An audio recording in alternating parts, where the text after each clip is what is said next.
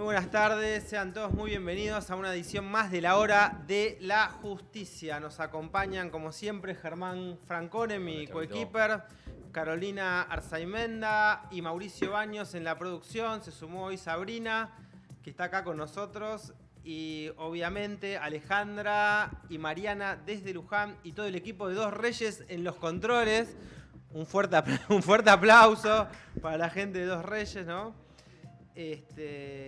Y hoy vamos a tratar temas políticos, temas muy delicados que tienen que ver con las elecciones legislativas de medio término que se van a realizar, como todos sabemos, el próximo 26 de octubre, el próximo domingo en todo el país. Germán es candidato, hay que decirlo. Sí, vos también. Los dos somos candidatos. En la lista que encabeza Fernando Andrés Burlando. Así que hoy queremos tocar varios temas. En primer lugar, queremos hablar no solo de la narcopolítica, es decir, del financiamiento de la política por el narcotráfico, como ha quedado más que en evidencia, más que demostrado en estos últimos días, tanto por la candidatura de Esper a primer diputado de La Libertad Avanza, que ahora están haciendo malabares para tratar de borrarlo de las boletas, y que finalmente la justicia electoral les dijo que no se podía sacar la cara del narcotraficante de la boleta. Así que van con esa boleta a las elecciones del domingo. Y además a esto se suma todavía una persona que no solamente que han sido financiados desde el narcotráfico y que van a estar en las boletas, sino una senadora nacional por una de las provincias que fue detenida en Estados Unidos tratando de comprar 1 kilo de cocaína. Y bueno, vamos a hablar en concreto de todo esto. Vamos a mostrar cómo el narcoestado no es puramente una abstracción. Vos sabés, Germán, que hace muy poquito le acaban de cortar los dedos a 3 chiquitas, las han torturado con una maldad quizás que excede la maldad natural del ser humano, y entonces estas son consecuencias directas del narcoestado, de los narcos cuando financian las campañas políticas, como por ejemplo ha pasado con La Libertad Avanza. Métodos que en la política parece que nos estamos empezando a acostumbrar. Todos saben que es imposible que el narcotráfico se pueda instalar en un estado, en un país, si no hay connivencia, por lo menos de políticos, de judiciales, de funcionarios policiales a veces también. Y por eso, si queda tiempo, vamos a tratar de tocar también algunos aspectos del triple crimen, como hemos venido haciendo en otros programas. Y por supuesto vamos a hablar de las declaraciones polémicas del presidente norteamericano Donald Trump, quien antes de subir a un avión nos decía esto. Lo tenemos ahí en los controles, lo que decía el presidente Donald Trump a una de las periodistas en Estados Unidos. Question is, what do you have to say to U.S. farmers who feel that the deal is benefiting Argentina more than it is them, as they are a top Argentina is fighting for its life. Young lady, you don't know anything about it. They're fighting for their life. Nothing's benefiting Argentina. They're fighting for their life. You understand what that means? They have no money. They have no anything. They're fighting so hard to survive. If I can help them survive in a free world, I happen to like the president of Argentina. I think he's trying to do the best he can. But don't make it sound like they're doing great. They are dying. Question is, bueno, a ver ¿qué decir a esto? La realidad es que el presidente de Estados Unidos, evidentemente, por primera vez desde que habla respecto a Argentina, lo debe estar ubicando en el planiferio, quizás en Sudamérica, porque la última vez que recuerdo que se había referido a la Argentina, pensaba que las elecciones eran de presidente, cuando eran unas elecciones legislativas. Bueno, ahora parece que va entendiendo que son las elecciones legislativas, que hay un país que se llama República Argentina y que hay un presidente genuflexo que permanentemente le lame las botas y va a pedirle dinero, ¿sí? Entonces ahora sí lo tiene en la brújula. Y bueno, lamentablemente cree que somos el regreso de los muertos vivos, que estamos simplemente a su capricho y a su antojo, y es la realidad, así está la Argentina. Yo te voy a decir algo a favor de Trump. Voy a hablar bien de Trump, en lo que se puede hablar bien de Trump. Primero que desde el punto de vista norteamericano, él es un patriota. Y segundo, que lo que dijo es una gran verdad. Argentina está muerta o está próxima al entierro. Y esto es verdad, estamos en estado prácticamente vegetativo, Germán. No funciona nada en Argentina o ninguna de las instituciones de la República, salvo honrosas excepciones, ¿no? Pero la mayoría de las instituciones argentinas están en franco deterioro, en franca crisis moral. A ver, o sea, déjame apuntarte esa sola cosa. Yo contra Trump no tengo absolutamente nada. Te imaginarás que todo lo contrario, considero que tipo es un patriota, un nacionalista, levantó las tasas, defiende su industria, defiende su empleo, hace su negocio, defiende a su nación con uñas y dientes. Lo que yo en algún punto critico quizás puede llegar a ser la política globalizadora de Estados Unidos, que jamás ha permitido que la Argentina se desarrolle. Es mentira que estos préstamos es para que nosotros nos desarrollemos. A ver, después discutimos lo del tema del globalismo, porque quizás ahí tengamos algún punto de divergencia con relación puntualmente a Trump, ¿no?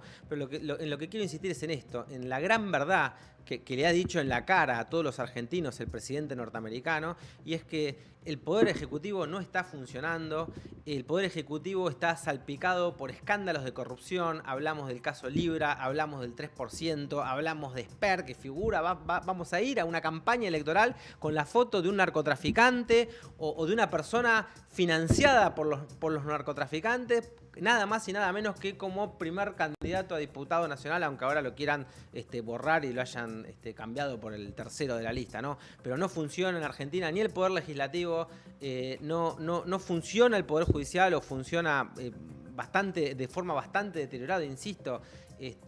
Hay honrosísimas excepciones, hay magistrados de lujo, pero bueno, la Corte está resolviendo aproximadamente, para que te hagas una idea, 15.000 expedientes, 15.000 recursos por año. Prácticamente, si vos tenés en cuenta los días de acuerdo y lo que realmente se puede un magistrado de la Corte Suprema ocupar de un expediente, estamos hablando de una sentencia cada 7 segundos.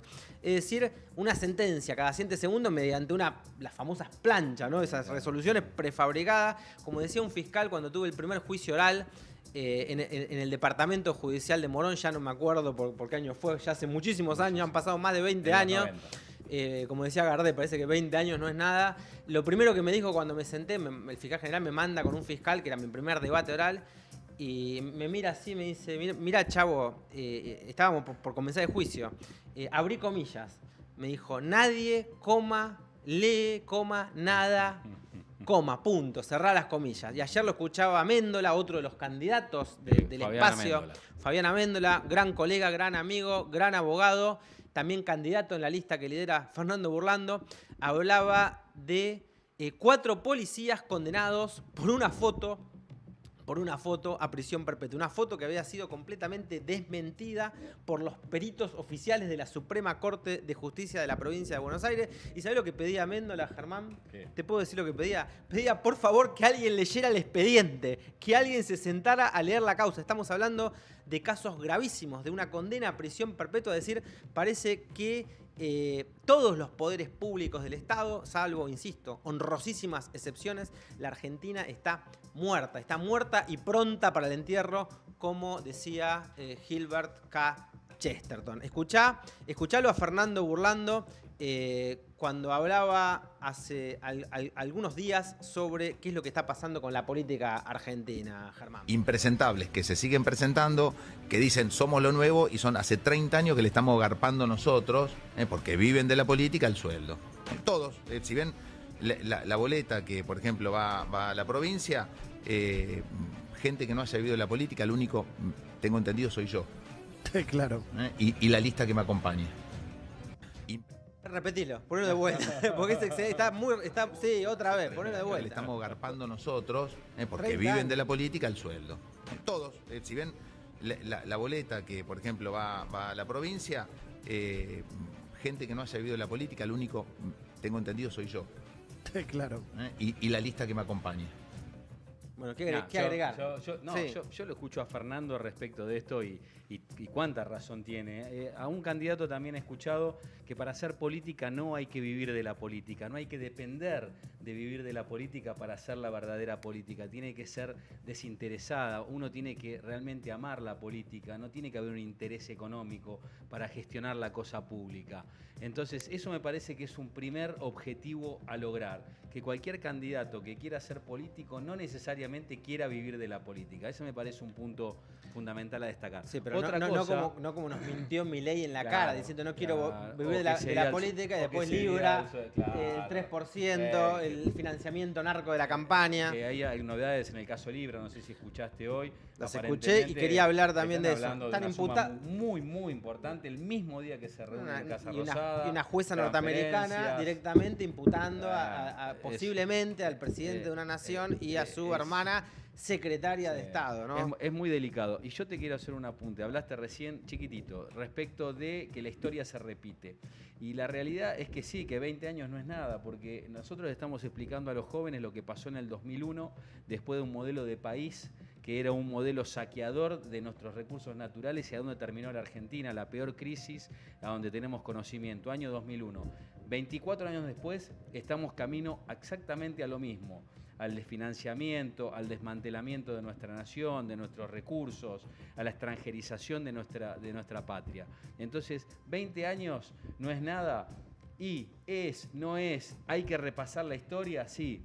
Y una propuesta que habría que hacer es que cualquier candidato a diputado, a gobernador, a presidente, a lo que sea que quiera ocupar un cargo público y quiera gestionar la cosa pública, tiene que rendir un curso mínimamente de historia argentina. ¿Esto qué es? De historia argentina, de yo historia te diría argentina. De lectoescritura y una rinoscopía, Germán. Pero al menos historia argentina. Obviamente. Parece no que en este contexto parecería entonces que Trump un poco tiene razón y ahora además supeditó el salvataje de la Argentina al resultado de las elecciones. A ver, Germán, ayúdame un poco a entender esto. Si esto no es una intromisión de una potencia extranjera en la política interna de un país, es decir, ¿cuál sería el concepto de intromisión en la política interna? Pero ojo, ¿no?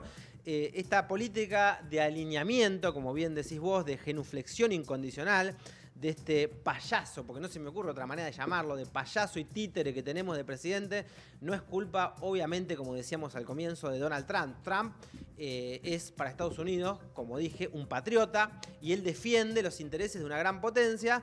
Es decir, defiende los intereses de un gran imperio, ¿no? Pero nuestro presidente, presidente de una república que en algún momento supo ser una gran nación, o intentó al menos serlo, ¿no? Lo que está haciendo es arrodillarse frente al poder financiero internacional. Vamos a tratar de explicarlo como para que la gente que nos está escuchando y que después puedan repetir esto a través de YouTube, pueda entender qué es lo que estamos hablando.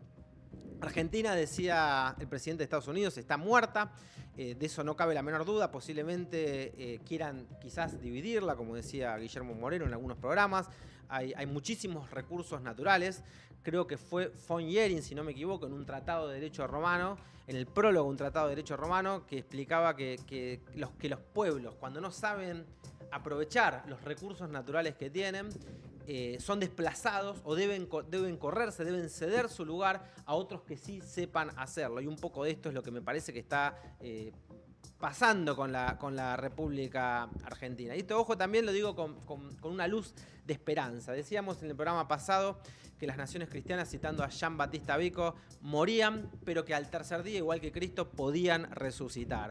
Entonces, Argentina, que en algún momento fue una gran nación o intentó serlo y que en algún momento fue una nación cristiana, hoy claramente está absolutamente muerta, sin plata, sin sus recursos naturales o con sus recursos naturales esquilmados por empleados extranjeros, por empresas o por empleados que responden a empresas extranjeras. Está lleno de pobres, lleno de indigentes, con una inflación acumulada desde que asumió Milei, porque dicen, Milei bajó la inflación. ¡Mentira! ¡Mentira que bajó la inflación! Hay un 230% de inflación acumulada en lo que lleva del año de presidente. Entonces, con más de 10 millones de indigentes, con más de 3.000 homicidios por año en la provincia de Buenos Aires, solamente contando la provincia de Buenos Aires, con más de 1 millón de delitos denunciados según las estadísticas del Ministerio Público Fiscal de la provincia, sin policías de calidad, sin fuerzas armadas, sin fuerza de seguridad, sin justicia, sin gobierno, sin clase dirigente seria. No tenemos clase dirigente, como por lo menos sí la tiene Brasil, y entonces sacando, por supuesto, honrosísimas excepciones que las hay, es decir,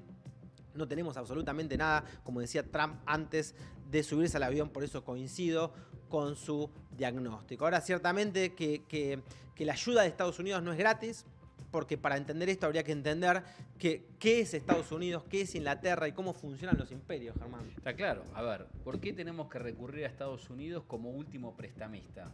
Porque en el 2015, con la gestión del actual ministro de Economía, Toto Caputo, y el ministro de Desregulación del Estado, que me llama poderosamente la atención, un ministerio de desregulación del Estado que viene a aniquilar las instituciones, en ese periodo endeudaron a la Argentina en una suma sideral. Pero vos tenés hasta que pusieron un bono a 100 años. A ver, Germán, entonces, no es un ministro, es un empleado del imperio. O sea, está a cargo de la colonia. Está claro, yo digo, respeto la investidura de ministro de Economía y digamos, en ese sentido digo, si es o no, para quién trabaja, para quién no trabaja, no sé. Creo que las políticas económicas, o sea, claramente no favorecen a nuestro país. Tomaron deuda en todos los mercados internacionales. Solo esperaban que baje el riesgo país a menos de 600, 500 puntos para poder ingresar a los mercados internacionales y seguir tomando deuda. Digo, no está mal tomar deuda. El problema es ¿para qué? Exhibir una sola obra del Estado, una sola. No hay obras del Estado. ¿Me dejás poner un punto ahí para todas. Me dejás poner un punto nada más para que se entienda lo que estamos diciendo, porque si no la gente no entiende de lo que estamos hablando, ¿no? Vos tenés que entender qué es el imperialismo y qué es una colonia. Entonces, si vos entendés lo que es un imperio, lo que es el imperialismo, lo que es el colonialismo, entendés todo lo que está pasando en la República Argentina. Vamos a explicarlo de la manera, insisto, más sencilla para que lo entienda, no sé, hasta un nene de 5 años, ¿no? ¿El imperio de qué vive? Los imperialismos, ¿de qué viven? No los imperios, sino los imperialismos. De extraer los recursos naturales de sus colonias. Necesitan colonias para extraer los recursos naturales. Entonces, los imperialismos, para seguir siendo imperialismos, ¿qué necesitan? Que sus colonias se desarrollen, que sus colonias se industrialicen, que la gente que vive en esas colonias se pueda educar, pueda prosperar o que sigan siendo pobres, que no tengan fuerzas armadas, que se endeuden, que nunca puedan pagar su deuda, que nunca puedan educar a su pueblo, que nunca puedan dejar de seguir siendo colonia. ¿Qué es lo que les conviene? O sea, ¿por qué Estados Unidos quiere salvar al presidente Milei? Porque lo dijo bien claro, dijo, lo salvo si él gana las elecciones, si no, se acaba el salvataje. ¿Qué es lo que quiere salvar? ¿Quiere salvar a Argentina o quiere salvar a el empleado que le administra la colonia? Claro, esa es la pregunta. No sé, te pregunto vos. Hagamos un poco de historia, Chavo. A ver, esto data de hace 200 años. El primer empréstito que toma nuestra República Argentina fue con el presidente Bernardino Rivadavia, allá por 1824, a donde tomó un préstamo, no recuerdo la cantidad, con la empresa Igual te fuiste recontra lejos. No, pero pará, Brading Brothers, ¿correcto? Sí. Inglaterra le presta dinero. ¿Sabés cuánto tardamos en pagar esa deuda? 100 años tardó la Argentina. Mira, hablando de guerra, ¿qué dice? ¿Qué dice el arte de la guerra? Lo primero que dice, ¿qué es lo primero que tenés que saber vos cuando estás en una guerra? ¿Quién? ¿Quién es tu amigo y quién es tu enemigo? Tu enemigo. Claro. Es clave, fundamental. Entonces, ¿por qué Estados Unidos quiere salvar al presidente?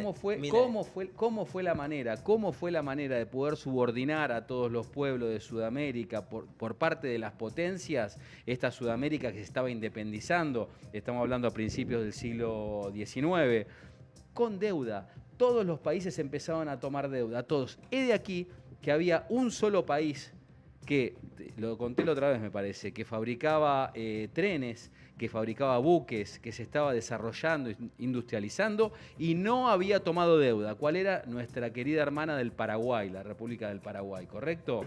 Bien, ¿qué le pasó al Paraguay? 1865, 1870, 5 años de guerra, la Triple Alianza.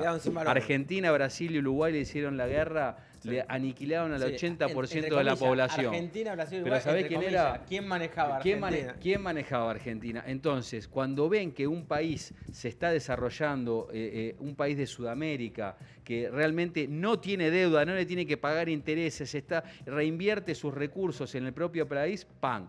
Guerra, y de alguna manera se meten en esa nación. Imperdonable que una colonia quiera dejar de ser colonia, para ellos es imperdonable. Entonces, claramente, lo que tenemos ahí sentado en el sillón de Rivadavia, después en otro programa habría que hablar de Rivadavia, ¿no es cierto? Sí. Es un títere, es un representante del poder del imperio en la colonia. Entonces, obviamente que lo quieren mantener. Entonces vamos a analizar nada más las mentiras, las contradicciones de este gobierno. Lo primero que dijeron, vamos a terminar con la inflación, ¿no? Y esto si lo aceptan todos, vos fíjate que desde ningún sector de la oposición dicen, bueno, sí, bajó la inflación. ¿Qué iba a bajar la inflación? Llegó. Lo primero que hizo el gobierno de Javier Milei fue una tremenda devaluación. 118%. Desde el 2023 a la fecha porque la gente tiene que entender que la inflación es un fenómeno acumulativo. Hay una inflación que alcanza el 228% en estos menos de 2 años que lleva de gobierno Javier Milei. Entonces, ¿de dónde se saca que se controló la inflación? Si desde que asumió la inflación subió prácticamente un 230%, basta con ir al supermercado para darse cuenta. Sí. Es decir, terminemos con estas mentiras de campaña. Dicen, vamos a terminar con la corrupción. Una senadora detenida en Estados Unidos que no puede ingresar más al país, creo que era la encargada de no sé qué secretaría de energía, es decir, por comprar 2 kilos de cocaína en Estados Unidos, primer candidato de la Libertad Avanza, como lo acabamos de decir, financiado por el narcotráfico. No puede explicar transferencias de $200.000. Vos sabés, y lo decíamos en el otro programa, que cuando te agarran en una, porque hiciste 100. Para que te agarren en una hiciste 100 antes. Entonces, no se pueden explicar transferencias, contratos de por millones de dólares que aparecen rotos y secuestrados al momento en que se procede a la detención de Machado, en la extradición de Estados Unidos, roto en un tacho de basura, insisto, y Milei sosteniendo a este candidato hasta el último minuto. Es decir, ni hablamos de Libra. Ahora que, como vos bien decías, la jueza de Estados Unidos imputa directamente al presidente y a su hermano, los puede llegar a imputar, no hablamos del 3%, es decir, hasta Trump, vos fíjate que Trump le dice, porque ya ve que está quedando mal del empleado que le está manteniendo la colonia, que no lleve más a su hermana a sus viajes. Salió hoy, creo que lo leí hoy en La Nación, es decir, son tantos los escándalos, que un escándalo va tapando a otro, pero vamos... Quiero ir directamente a los hechos. ¿Me podés poner, por favor, de la producción, un video donde un periodista muy conocido, Longobardi, analiza el salvataje norteamericano citando a un premio Nobel de Economía? Un premio Nobel de verdad, no como Milei que decía, me van a nombrar premio Nobel de Economía. Por favor, poneme a Longobardi. No busca ayudar a la Argentina, sino rescatar las apuestas fallidas de los fondos de cobertura cercanos a Scott Bessent, es decir, amigos de Scott Bessent. Argentina, según él, un país sin valor estratégico, con una larga historia de corrupción e inestabilidad, que incumplió su deuda 9 veces. El eje de esta política, según Paul Krugman, es una estabilización basada en el tipo de cambio, es decir, sostener artificialmente el valor del peso para intentar bajar la inflación. Y acá aparece un nombre que lo pone el propio Krugman en el centro de la escena, que se llama Rob Citrone, titular de un fondo de inversión llamado Discovery Capital Management. ¿Qué dice Krugman? ¿Aprovechará Citrone el puente financiero respaldado por los contribuyentes norteamericanos para retirar su dinero y huir de la Argentina? Si no lo hace, dice Krugman, sería un tonto, porque eso es lo que está haciendo el dinero inteligente. La Argentina está quemando miles de millones de dólares en reservas para defender el peso mientras todos corren hacia la salida. El acuerdo no busca ayudar a la Argentina, sino rescatar las apuestas fallidas de los fondos de cobertura cercanos a Scott Bessent, es decir, amigos de Scott Bessent. Argentina, según él, un país sin valor estratégico, con una larga historia de corrupción e inestabilidad, que incumplió su deuda 9 veces. Ahí está. El eje de esta política, según Paul Krugman... Bueno, a ver, nada, sin palabras, ¿no? Es Longobardi, ¿no? Es un periodista que habló Paul Krugman, premio Nobel de Economía. ¿Qué es lo que dice? ¿No? Que este acuerdo con Estados Unidos, más allá de si tiene valor estratégico o no, Argentina sabemos que sí que lo tiene, que ¿qué es lo que dice? Que este acuerdo con Estados Unidos no busca ayudar a la Argentina, sino que busca rescatar las apuestas fallidas de los fondos de cobertura que son cercanos a Scott Bessent, es decir, a los amigos de Estados Unidos. Un país marcado por la corrupción, es verdad, que incumplió su deuda 9 veces, como vos bien estabas analizando históricamente, en donde el eje de esta política parecería ser, según el Premio Nobel de Economía, ¿no?, Paul Krugman, una estabilización basada en el tipo de cambio, es decir, sostener artificialmente el valor del peso para intentar bajar la inflación, entre comillas. Ya sabemos que no la bajó porque la inflación es un fenómeno acumulativo, y se pregunta si aprovecharán los fondos de inversión, léase los llamados fondos buitres, si aprovecharán el rescate de Estados Unidos para retirar sus fondos y huir de la Argentina. Si no lo hacen serían tontos, serían tarados, dice. Argentina está quemando miles de millones de dólares en reservas para defender al peso mientras todos corren a la salida. No, a ver, todos los medios levantaron que el secretario del Tesoro de Estados Unidos, Scott Bessent, tiene un vínculo muy cercano con Citrone, y Citrone es el tipo que más dinero tiene hoy puesto en bonos, en cuestiones de la Argentina, y ha quedado como atrapado dentro de este círculo financiero a donde no puede salir. ¿Cómo es la única manera de salir? Es que ingresen nuevos dólares. Entonces, aparentemente, este rescate, este préstamo de último recurso, porque insisto, es decir, el primer prestamista son los fondos comunes de inversión, o sea, los lugares a donde recurre cualquier persona a una tasa baja. Como último prestamista está el Fondo Monetario Internacional, que tampoco ya le presta nada a la Argentina. Y como ultimísimo, ya de favor de gana, Estados Unidos está poniendo dinero de una manera súper extraña, ¿no? Es aparentemente para salvar para fondo salvar de a sus inversión. amigos. Está Claro. tratando de salvar a sus amigos. Entonces, aparte, en contra de la ley, ¿no? Porque hay una ley que estipula de cualquier tipo de empréstito que tome nuestro país tiene que pasar sí o sí por el Congreso. Hay una ley del Congreso que dice esto. Entonces han encontrado una ingeniería, digamos, económica, financiera, para que sea por intermedio del Tesoro, que el Tesoro compra bonos, un chino, para nuevamente encontrar una veta a la ley y poder seguir endeudando a nuestro querido país. Deuda que vamos a pagar todos y cada uno de nosotros, por generaciones y generaciones. Cuando decía, porque la deuda... tomar deuda es inmoral, ¿te acordás? Exacto. Y después la producción me busca ese pedacito que en algún momento lo podemos llegar a tener. Pero que lo va a decir pero no importa. argentino, A ver, esto, y esto aparte me parece que marca algunas cosas que hay que destacarlas, ¿no? Partimos de una falsa premisa. Parecería como que la culpa del ruido, del escándalo político tiene que ver... O implica una consecuencia que es este tipo de corridas y que provocan la crisis económica, cuando en realidad es al revés. Argentina está al borde del default y esta crisis económica que esté autoinfligida y profundizada, pero al extremo por este gobierno neoliberal, es lo que provoca el cimbronazo político. Arrancó en el 2015 con la SLEVAC. Entonces, ¿por qué es tan importante una elección de medio término? Porque en realidad no sería tan importante esta elección de medio término si estuviéramos en un país medianamente normal. ¿Qué es lo que hace tan importante las próximas elecciones? Lo que hace importante esta próxima elección de medio término es la crisis casi terminal que, como decía el presidente Trump, es la que invade y es la que sacude a todas las instituciones del país. La grave crisis en la que se encuentra nuestra República Argentina. ¿Me podés poner el video de Fernando Burlando cuando habla de esta crisis? Por eso es importante la elección de medio término y por eso es importante votar en las próximas elecciones a Fernando Burlando para que podamos dar estas discusiones en el Congreso. Que está preso, no importa si en un calabozo entra 1, 5 o 10 personas. Un tipo que asesina a 3 criaturas, como asesinaron a las chicas de La Matanza, merezca que esté preso, no importa si es uno arriba del otro. No los podés dejar en libertad. Tenés otra problemática con esa gente en la calle. Con el narcotráfico tenés problemas. Bueno, nada, después de campaña.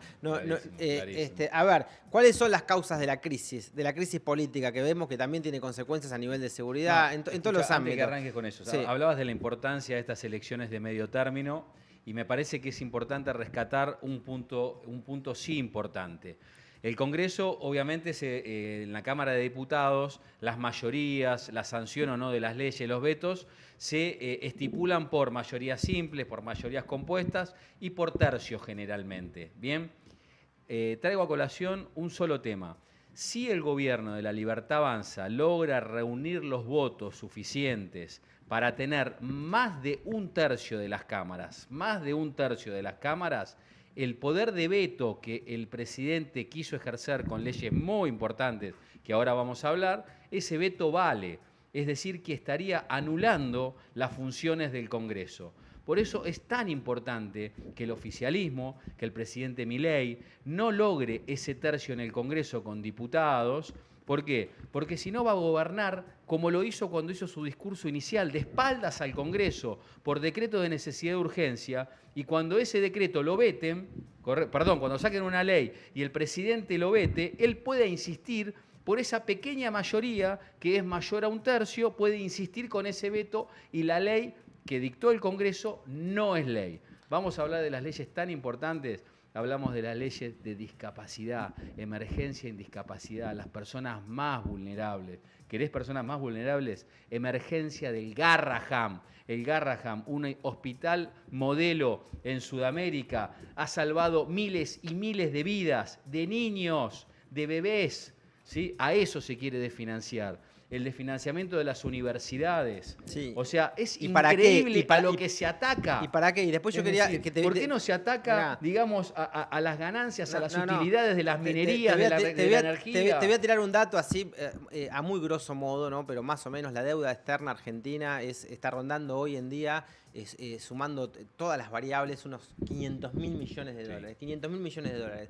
¿Sabés cuánto es el porcentaje que se paga de intereses anuales hecho en un promedio aproximado? Es un 9,9%. Es decir, esos 500.000 millones de dólares en un año se van a convertir en 540.000 millones de dólares. Sin pedir más, sin tener en cuenta esto que está pidiendo el salvataje norteamericano, el Fondo Monetario, nada. Solamente esos 500.000 millones de dólares que vos debés a fin de año se van a transformar en 540.000 millones de dólares. Y al otro año en 580.000 millones de dólares que se van a ir sumando al capital y van a ir generando en forma anatosista, ¿no?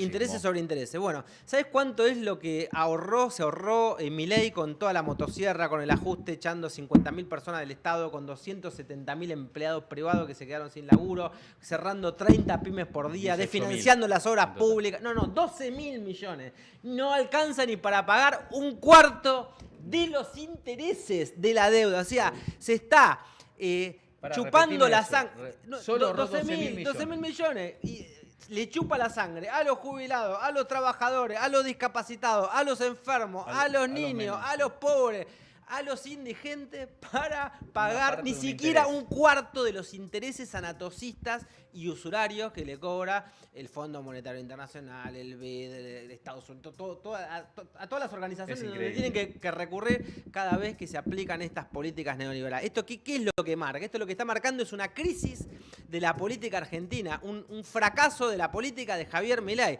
El gobierno de Milei ha fracasado, pero ha fracasado con mayúscula. Decía que tomar deuda era inmoral y se la pasó tomando deuda. Ya tuvo que recurrir a 2 salvatajes en menos de 9 meses. Es decir, hay que decirlo con mayúscula. Javier Milei ha fracasado con mayúscula, en negrita, en cursiva y subrayado. Tuvo que pedir un salvataje de emergencia.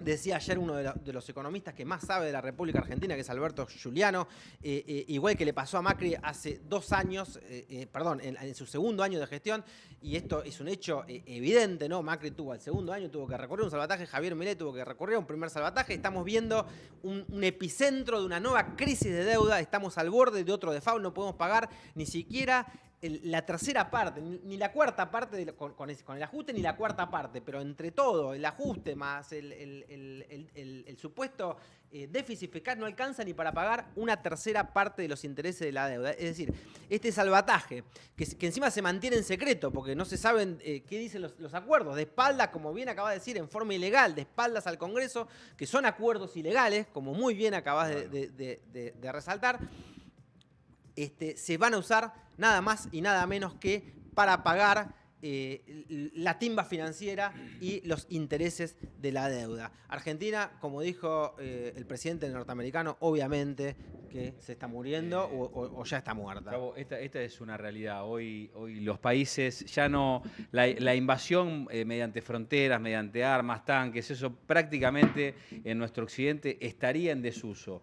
Hoy las grandes potencias aplican el endeudamiento de los países para subordinarlos y claramente también el lawfare, que está tan en boga que se ha dejado de hablar, el lawfare también es aplicado, la persecución a políticos, las fake news, es decir, esta regulación de los medios de comunicación que de alguna manera cuando quieren instalar un tema, no importa si se cita la fuente, no se cita, es mentira tras mentira. La inflación, se bajó la inflación. ¿Qué inflación? Hay 227% de inflación acumulada del 2023 al 2025. Eso es una inflación en pesos, pero la economía argentina es bimonetaria y es reconocido por todos los ambientes políticos. Y la inflación en dólares ha sido exorbitante. A ver, Milei asume y provoca una macro devaluación. Es decir, dijo, piedra libre, pueden remarcar todos los precios que quieran. Es decir, llevó la inflación al doble. El tipo de cambio al doble, o sea, bajaron todos los precios relativos, bajaron los sueldos, bajaron las jubilaciones, quedaron todos por debajo de la línea de inflación. Y después, claro, frené la inflación. Así, pero a ver, ¿es un chiste? No. ¿Es joda, como dicen los adolescentes? A mí lo que más me preocupa de toda esta situación es que me da la sensación que la Argentina está dentro de un túnel y avanza dentro de un túnel. ¿Y esto qué significa? Este túnel no tiene salida, con lo cual todo lo que avancemos por este túnel después hay que ir para el otro lado. Es un desastre, con lo cual, estamos yendo para un lugar que no tiene salida. Hay que ir totalmente al revés. ¿Como hace quién? Como hace Trump, que lo citaste hace muy poquito. ¿Qué es lo primero que hizo Trump? Levantó las tasas para defender su industria, su empleo, su producción. Acá todo alrededor del libre mercado, libre comercio. Vos lo acabaste de decir, es un fracaso la gestión del presidente Javier Milei, porque el principal objetivo que tiene que tener un presidente son dos, es crear trabajo y hacer viviendas. Que la gente viva bien. Trabajo y viviendas es fundamental. Que la gente viva y son bien. Dos cosas que no se están logrando, al contrario, es un retroceso. Vos fijate, Germán, las mentiras de este gobierno. Dice superávit fiscal. Esto es falso, esto hay que aclararlo, la gente lo tiene que entender. No hay superávit fiscal. Datos oficiales, te voy a leer datos oficiales del boletín oficial del Ministerio de Economía. El superávit fiscal, insisto, te hablaba de 12.000 millones, se está usando para pagar intereses de la deuda. Es decir, un ajuste brutal, ¿no? Que no se invierte, como vos bien decías, ni en infraestructura, ni en caminos, ni en puentes, ni en la industria, ni para generar puestos de trabajo genuino. ¿Para qué se usa todo ese ajuste feroz que está esquilmándole a la gente a través de la sangre de los jubilados Javier Milei? ¿Para qué se usa? Se usa para pagar los intereses usurarios de una deuda contraída en forma ilegal. Es decir, la tasa de intereses promedio, que era de lo que te estaba hablando antes, tasa de intereses promedio ponderada de la deuda pública, y te estoy hablando según datos del Ministerio Público de Economía, son datos que se pueden ir a verificar, están en los sitios oficiales del Ministerio Público de Economía. En junio del 2025, te dije 9,8, no es 9,9%. Es decir, la tasa de interés promedio ponderada consolida dos resultados: el tipo de moneda y las tasas de interés. Nuestra deuda ronda, como te decía, haciendo un cálculo a grosso modo, los 500.000 millones de dólares. Con esos 500.000 millones de dólares, a una tasa anual de 9,9%, vos estás hablando de 40.000 millones al año de intereses. O sea, todo el ajuste de universidades, de Garrahan, de jubilados, de 50.000 empleados públicos que se quedaron sin trabajo, de 270.000 empleados de particulares, de empresas privadas que tuvieron que cerrar, del cierre de entre 20 y 30 pymes por día, todo eso alcanzan los 12.000 millones de dólares. No llegan ni a una cuarta parte de los intereses devengados anuales. Esto es, además, agregarle lo del retraso cambiario, esto es un hecho nada notorio, flagrante, esto está demostrado, o sea, el ajuste en la obra pública que además provoca recesión, provoca caída de la producción, provoca caída de empleo. Este es un cuadro de una situación realmente desesperante con el que se llega a estas elecciones. ¿Sí? ¿Qué querés decir? Déjame que te diga algo, Chavo, porque nada, tenemos la oportunidad ahora en las elecciones del 26 de octubre de generar una mayoría determinada.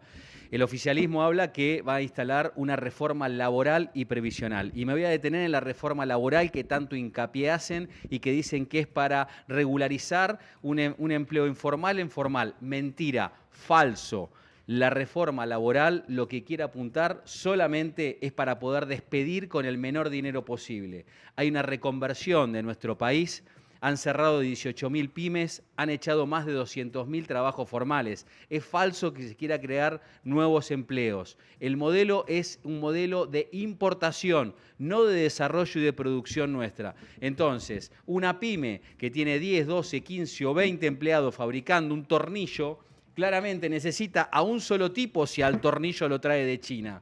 ¿Está claro? Entonces, eso es lo que necesita, despedir a todo su personal con poco dinero. Entonces la reforma laboral lo que va a tender es a sacar el 245, el preaviso, integración, meter un fondo de cese, es decir, van a hacer todas las habidas y por haber para que la defensa, la garantía que puede tener un trabajador después de trabajar décadas por un sueldo miserable, ni siquiera pueda cobrar una indemnización para poder reinventarse y comprarse un Uber, un remis o ponerse un maxiquiosco en el barrio. Sí, sí, es decir, ni eso le van a dejar. Nada, ajuste brutal, ajuste brutal. La reforma laboral es algo muy, muy delicado. ¿Sí? ¿Y a quién le pegan? A la clase más débil. Siempre al más débil. Son exigencias de los organismos internacionales. Ajustes brutales. Esta receta ya lo vivimos, ¿no? Miles de familias, miles de trabajadores en la calle, recesión, se destroza lo poquito que queda de la industria nacional, aumentan los pobres, aumentan los indigentes, una inflación acumulada, como te decía, del 230%, esto no lo dice nadie, en todos los diarios, abrí cualquier diario y dice, logró frenar la inflación. ¿Qué logró frenar la inflación? Estamos hablando de 230% de inflación acumulada. Y además decía que el ajuste lo iba a pagar la casta, ¿no? El ajuste no lo pagó la casta, el ajuste lo pagaron los pobres, la clase media, los jubilados, el Garrahan, bueno, todo lo que ya sabemos. Así gobernamos nosotros, pidiéndole guita a todo el mundo. Y todo esto, insisto, hay que repetirlo hasta cansarse porque no lo dice nadie. Para pagar un cuarto de los intereses de la deuda, o sea, todo ese esfuerzo que están haciendo millones y millones de argentinos no alcanza para pagar un cuarto de los intereses anuales. Es decir, sin contar los nuevos 50.000 millones que el nuevo salvataje, solamente teniendo en cuenta el 9,9% anual de ajuste de esa deuda consolidada que ronda los 500.000 millones de dólares.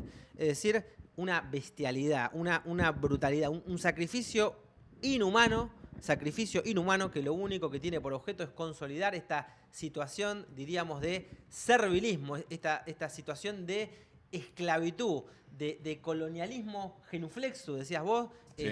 Que nos coloca este sujeto y su hermana, ¿no? la secretaria de Estado, a nuestro país.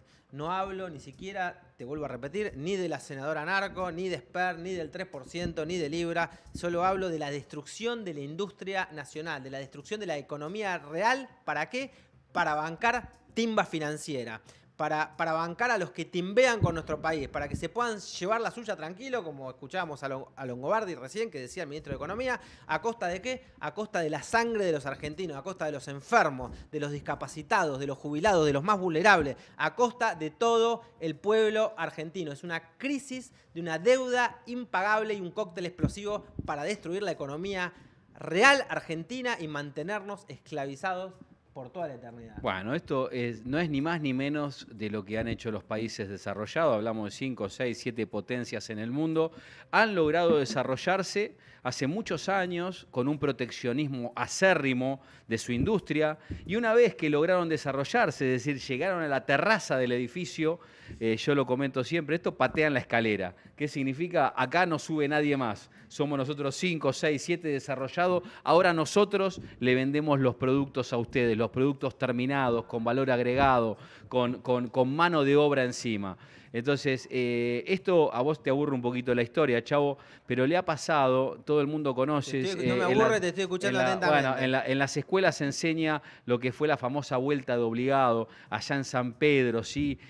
Nuestro prócer, Juan Manuel de Rosas, que se enfrentó a las potencias principales del mundo en ese momento, Inglaterra y Francia. Esto hay que decirlo. Sí, en realidad se enfrentó a Inglaterra, Francia mandó los barcos. Fantástico. Pero ¿por qué fue esto? ¿Cuál fue el gran problema? Primero, la navegación de los ríos interiores, la libre navegación se imponía, el libre mercado. Entonces Rosa dijo, no, acá no me traigan la mercadería terminada, ¿Por qué? Porque yo la quiero hacer la mercadería, no quiero que me la traigan terminada. Y puso las cadenas allá en San Pedro para que no pasen los buques. Si no fuera por Rosa, hoy seríamos 20 países diferentes. Bueno, sí, hoy al menos 20 países todo diferentes. Sudamérica somos 13, 14, creo, si no me equivoco, que si estaríamos unidos ni hablar. Tenemos un socio estratégico, ¿no? Brasil, un socio gigante. Ha sido quinta potencia del mundo, Brasil en su momento. Y es un gran hermano, un gran tremendo. Para adelante, eso escupa al cielo. Y aparte, mirá, te voy a tirar un dato más, porque también es una de las grandes mentiras, ¿no? que se dicen, que la culpa del endeudamiento público argentino es porque hay déficit fiscal. Claro, como que se gasta más de lo que se tiene. Esto es mentira. Esto la gente lo tiene que entender. A ver, lo voy a repetir, lo voy a decir despacito. La culpa del endeudamiento público argentino no es el déficit fiscal. Esto es mentira. Desde Martínez de O hasta la fecha, la culpa del endeudamiento, el motivo del endeudamiento es tomar deuda externa para financiar la timba financiera, es decir, para sostener el retraso cambiario, que lo entienda la gente. Es mentira que se gasta más de lo que se tiene. Es falso, se pide plata para retrasar el tipo de cambio. ¿Y para qué se sostiene ese atraso cambiario, Germán? Déjame terminar con esto.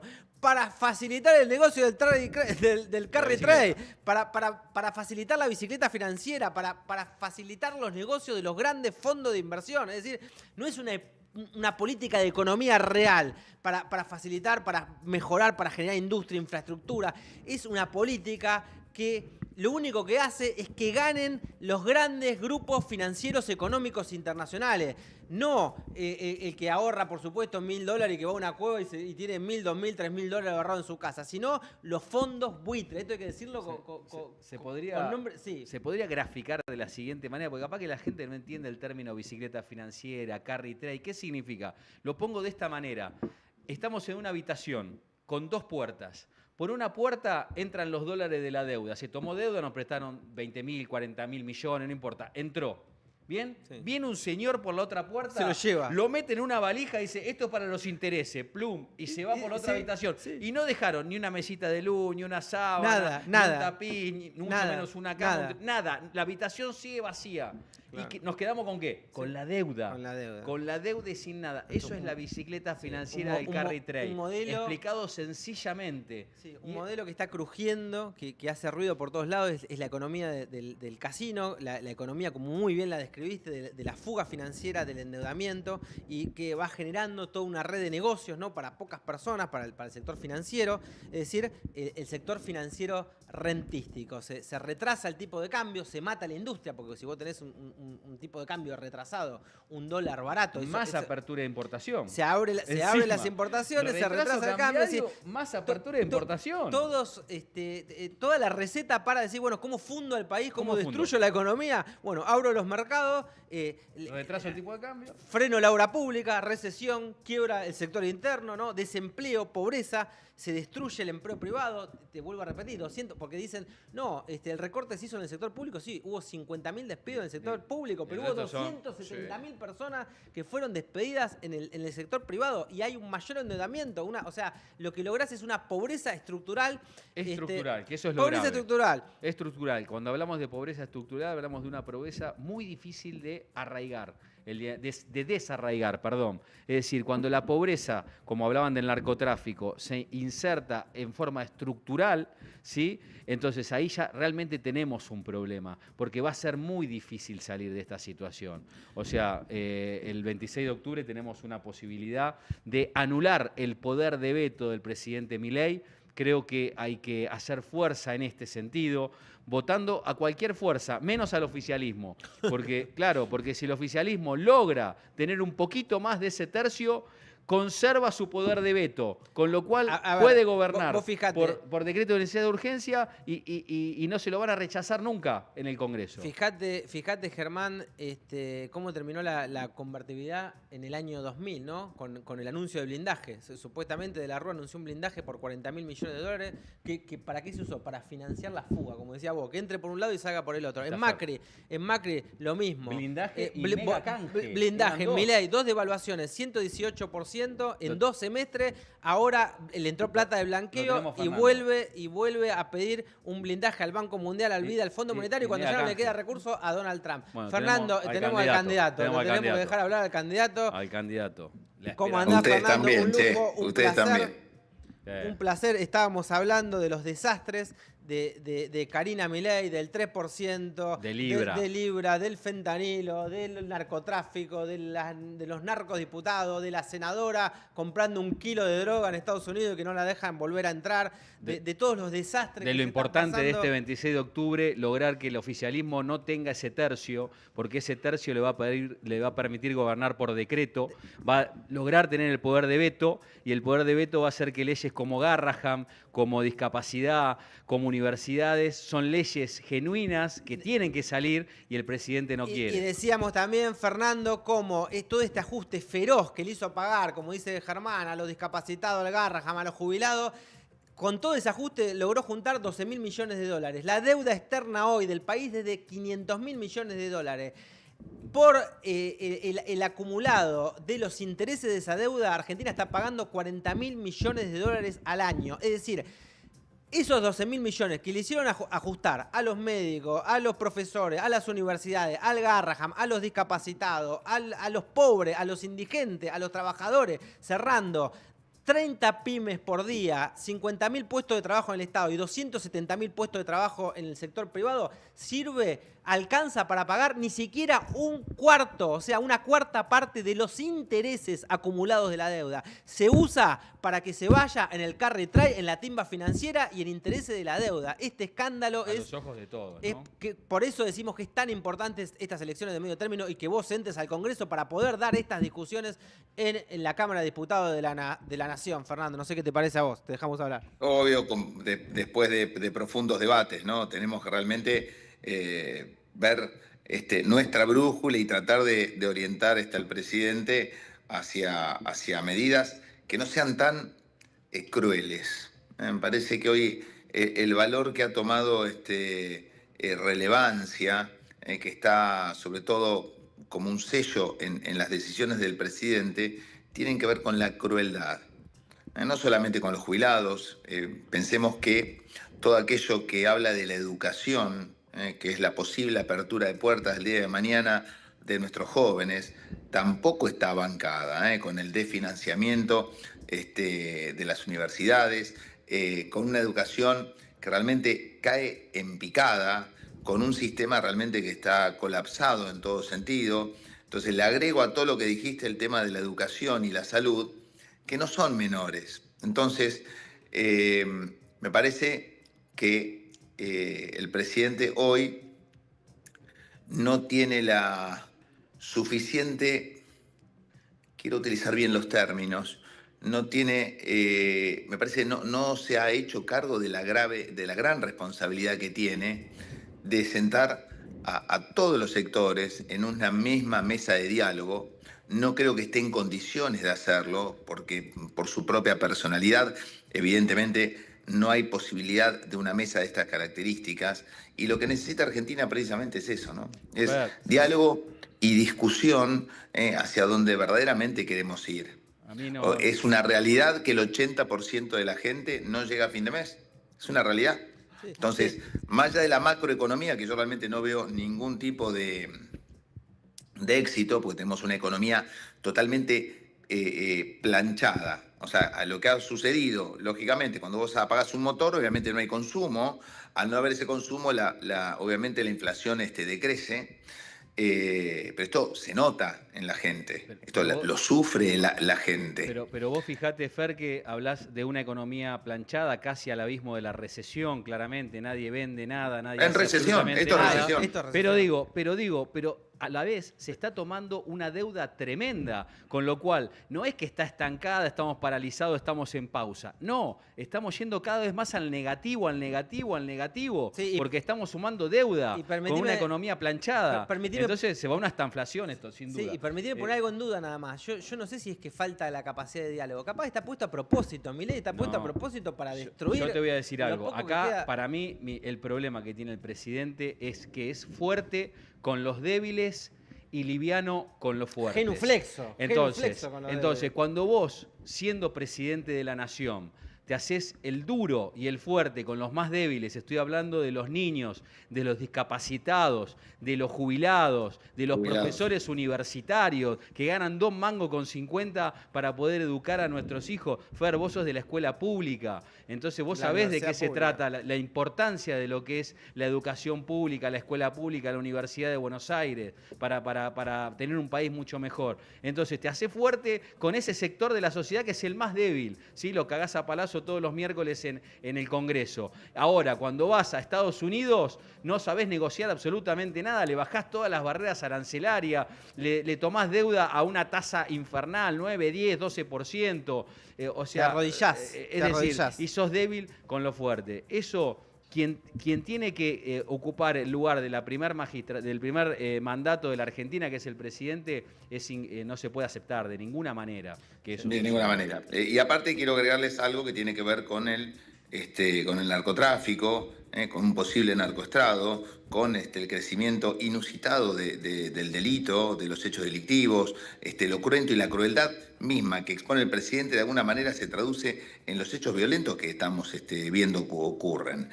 Puntualmente, lo que sí tenemos que debatir, reitero, es qué clase de país queremos. Creo que las familias no solamente no llegan a fin de mes, que tiene mucho que ver con lo que están hablando, pero también se sienten muy inseguras. Es algo que me parece que el gran nota y la cucarda o la nota realmente de valor que ofrece por lo menos nuestra lista, la lista que yo me tocó por suerte y tengo el honor de encabezar, es precisamente eso, ¿no? No hay uno que no entienda y no sepa de qué se trata la inseguridad, de qué se trata la falta de justicia. Fer, y justo están los protagonistas para luchar en contra de esos dos males. Fer, con solo prender la televisión en el primer noticiero de la mañana, uno después del pronóstico del tiempo que dicen, empiezan con las noticias de inseguridad, porque es una realidad. Estamos todos encerrados en nuestras casas, las veredas están vacías, no se puede caminar por la calle tranquilo, los motochorros. La verdad que parecería una anomia absoluta. Entonces, claramente, Fer, vos sos el especialista en todo esto. Hace décadas y décadas que has demostrado sobradamente lo que conocés respecto de la seguridad y no solo de la seguridad a nivel policial, gendarmería, sino también en los tribunales, ¿sí? La cabeza de los jueces, una cómo persona piensan. Que nunca ha vivido del Estado, que siempre ha trabajado en la actividad privada y le ha ido excelente y ha hecho todo lo que ha logrado, lo ha hecho desde lo privado. O sea, es el único de todos los candidatos que aparecen en la lista que nunca ha vivido de la teta del Estado. Hay que decirlo, ¿no? Y después abrís La Nación y vos te fijás, ¿no? El dólar tocó el techo, obligó a vender al Banco Central de la República Argentina 45.5 millones de dólares en un día. Es decir, hablan de los bolsos de López. Estos son bebé de pecho al lado de esto. Están tirando la plata. Esto es una gran timba financiera. Y obviamente habla de la gran debilidad que tiene nuestro sistema financiero, que tiene obviamente la consistencia de una copa de delgadísimo cristal. Mirá, tengo duda, Fer, que vos en el Congreso, ojalá la gente el 26 de octubre pueda entender lo importante que es esta elección, que es que el poder de veto del presidente no se mantenga, porque si no, Dios mío, ¿a dónde vamos a llegar? Vamos al fondo del túnel que no tiene salida y nos lo vamos a dar en la pera. Así que Dios quiera que vos puedas entrar en el Congreso y puedas hacer entender a la gente que está, porque obviamente el Congreso es un ámbito a donde hay un debate, y tus debates claramente tengo la esperanza de que van a enriquecer toda esa cuestión y van a poder darle otra visión a la gente, ¿no? Ojalá, tengo la esperanza de lo que decían recién, que la gente razone, que todos los que están encabezando listas, aparte de algunos seres realmente impresentables, han vivido el Estado 20, 30, 10 años, y algunos incluso actualmente son diputados. Y yo les pregunto, ¿con qué valentía, ¿no? Después de ver el lugar de donde nos llevaron, se van a presentar de nuevo estos mismos impresentables, que vivieron chupándole la sangre a la Argentina durante tantos años y no se destacaron en absolutamente nada? Porque, reitero, Santilli, Tayana, Del Caño, y así puedo mencionarte a todos los que vivieron del Estado. ¿En qué se destacaron? Nada. ¿En qué se destacaron? ¿Qué es lo que hicieron políticamente que lo diferenció de cualquier ciudadano? Nada. Estuvieron ahí, nada más, viviendo del Estado, y viven obviamente como realmente a mucha gente le da envidia. Y a veces hasta incluso sin ningún tipo de explicación. Mirá, Ni de coincidencia entre lo que cobran y cómo viven. Pero bueno, más allá de eso, que será tema a tratar en el futuro, creo personalmente que es un buen momento para comparar, para contemplar la boleta y comparar los candidatos. Fíjense que ha logrado cada uno desde una situación u otra, y ahí, de alguna manera, sepan que por lo menos, en mi caso, van a tener una persona que no lo van a obligar a votar como alguien lo ordene, ni siquiera como me convenga, sino que lo voy a hacer como le convenga a la gente. Ahí está. Ni más ni menos. Sí, más allá de ser candidatos, también nosotros, Fernando, nosotros te agradecemos muchísimo que vos dejes este tiempo que obviamente si vos le dedicás a la política, se lo estás dejando a tu familia, se lo estás dedicando a tu trabajo, se lo estás dejando a tu profesión recontra exitosa que tenés para tratar de devolverle al país todo esto que te dio. Nosotros tratamos de seguirte, tratamos de imitarte y tratamos de hacer lo mismo. La gente tiene que entender, estamos queriendo devolverle al país todo lo que el país nos ha dado a nosotros. Déjeme decirle esto nomás y tengo que ir, escúchame. Sí, ya está cerrando el programa, estamos pasados. Estamos pasados de tiempo. Que en el caso de nuestro partido, el primer proyecto de ley tiene que ver con ya desfinanciar por completo a la política por parte del Estado. Nos estamos quejando de los jubilados, de la gente con discapacidades, con diferentes problemas. Familias nos llegan a fin de mes y el Estado sigue bancando esta política. ¿Saben con cuánta plata nosotros hicimos esta campaña? Chavo, tal vez lo podés decir vos o Germán, vos también. Cero dinero. Sí. Solamente nuestros brazos, nuestras piernas y nuestra inteligencia. Y con eso llegamos, por lo menos, a instalar algo de lo nuestro, que tiene que ver con un partido chico que va en una cruzada heroica. Y bueno, si podemos llegar, no se van a arrepentir, se los garantizo. Fernando, déjame cerrarte con esto nada más. Mirá, pusimos acá un rosario y sé que estuviste en la peregrinación a Luján. Déjame poner tu campaña y todo este proyecto político para levantar y poner realmente a la Argentina de pie en manos y a los pies de la Virgen Santísima de Luján, que es patrona de Argentina, patrona de nuestro Como país, siempre es. para que lleve en cauce esta elección y ponemos todo nuestro proyecto político, todo tu proyecto político en la cabeza de Fernando Burlando bajo la protección de Nuestra Señora, la Virgen de Luján. Nada más. Muchísimas gracias. Muchísimas gracias. Muchísimas gracias. Abrazo grande. Muchísimas gracias. Un gran cariño, y muchas gracias. Adiós.